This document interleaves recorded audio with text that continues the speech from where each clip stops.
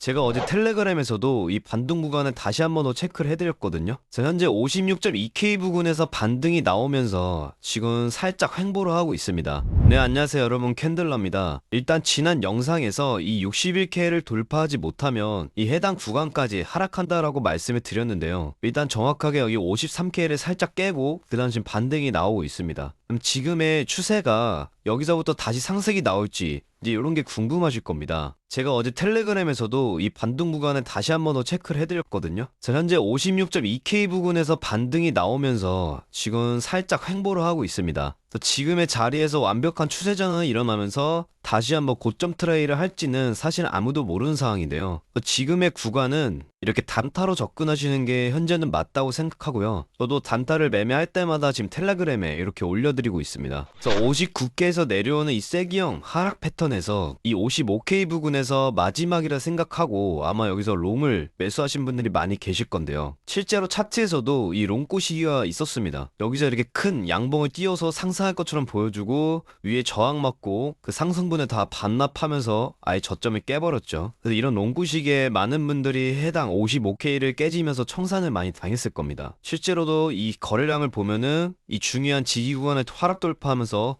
청산 물량이 많이 나왔죠. 결국 지금의 구간은요, 사실은 이제 공포 단계까지 하락한 거는 맞습니다. 근데 여기서 보면은 위기는 곧 기회다 뭐 이런 이야기가 있잖아요. 지금 보시면 이러한 매물대 지금 여기서 겹치고 있는데 지금 사실 손익비가 굉장히 좋은 자리라고 생각이 들고요. 하지만 이제 실시간으로 차트는 변하기 때문에 이 관점은 계속 바뀔 수가 있습니다. 저는 이 구간에서는 충분히 반등이 나올 법한 구간이고 손익비도 굉장히 좋다. 그래서 한 번쯤은 트라이 해봐도 되는데 여기서 강력하게 힘을 싣고 매수하기에는 이제 당연 리스크가 있겠죠. 실시간 대응을 이 텔레그램에서 해드리고 있습니다. 아래 하단 고정 댓글에 텔레그램 링크로 들어오셔서 참고하시면 됩니다. 자, 지금 공포 탄력 지수도 굉장히 공포 구간에 도달을 했고요. 이런 공포 구간은 오히려 저점으로 판단이 되기 때문에 반등이 충분히 나올 수 있는 구간이고요. 하지만 대부분의 사람들이 이렇게 하락을 학습하다 보면 이런 구간에서 매수를 잘 못합니다. 그래서 조금만 더 기다려보자라는 판단을 하면서 이런 구간을 일단 지켜보죠. 그리고 나서 이제 반등이 나왔을 때 이런 매물대에서 조정이 나오는 구간에서 매수를 들어가기 때문에 또 물리는 상황이 발생이 되는 거죠.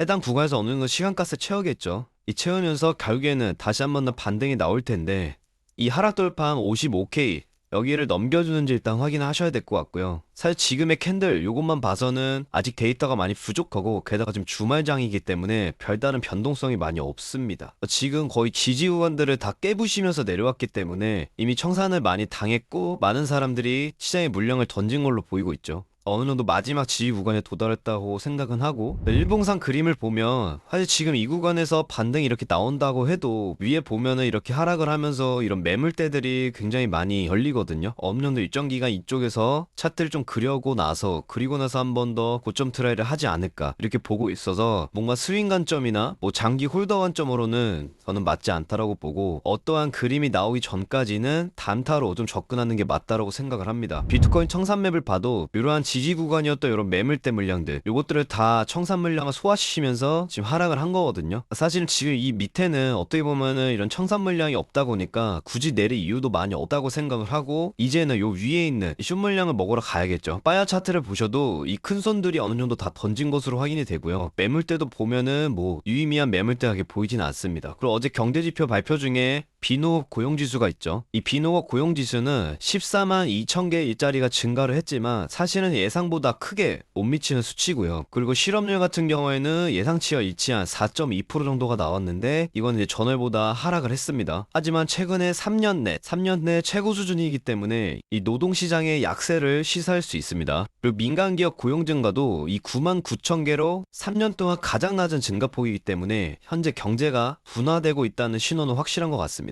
이러한 상황 속에서 이제 9월 달에 금리 발표가 있죠. 가장 중요한 시기라고 볼 수 있는데 현재 상황을 비춰볼 때는 금리를 50bp를 내리냐 그 다음에 25bp를 내리냐, 근데 이게 가장 큰 관건입니다. 사실은 50bp를 내리든 25bp를 내리든 사실 경기 침체에 대한 금리 인하기 때문에 사실 시장에게 좋진 않는데, 현재 연준에서는 50bp보다는 25bp에 대한 가능성을 좀 더 높게 보고 있고요. 한 7대3 정도 되죠. 그러니까 결국에는 이제 고용시장이 둔화되고 있음을 확인한 상황이고, 이 경제지표가 금리에 대한 인하를 가리키곤 있지만 현재 시장이 죽어가고 있는 이유는 원래 금리 인하한다고 해서 바로 상승하진 않고요. 일정 기간 시간을 보내고 나서 그리고 나서 유동성이 올라가고 그리고 나서 실적들이 다 굉장히 좋아지고 금리가 내려가면 기업에 대한 재무 부담이 줄어들기 때문에 여러 가지로 실적이 좋게 나옵니다. 그리고 경기 침체로 인한 금리 인하기 때문에 사실은 바로 뭔가 시장이 호재로서 반응하기에는 쉽지 않은 상황이죠. 그래서 이제는 곧 기회는 올 거라고 보고 있고요. 이 기회에 어떻게 우리가 대응하는지 굉장히 중요하기 때문에 제가 이 텔레그램에 실시간으로 시황이라든지 이슈나 그 다음에 브리핑 올려드리고 있으니까요. 여기 들어오시면 뭐 하트나 따봉 같은 거 많이 눌러주시고요. 지금의 시장은 단타로 접근하셔야 되기 때문에 단타 매매법이 궁금하신 분들은 해당 영상들 쭉 보시면 도움이 정말 많이 되실 거고요. 아래 하단 고정 댓글로 링크 타고 텔레그램에 들어오시면 됩니다. 감사합니다.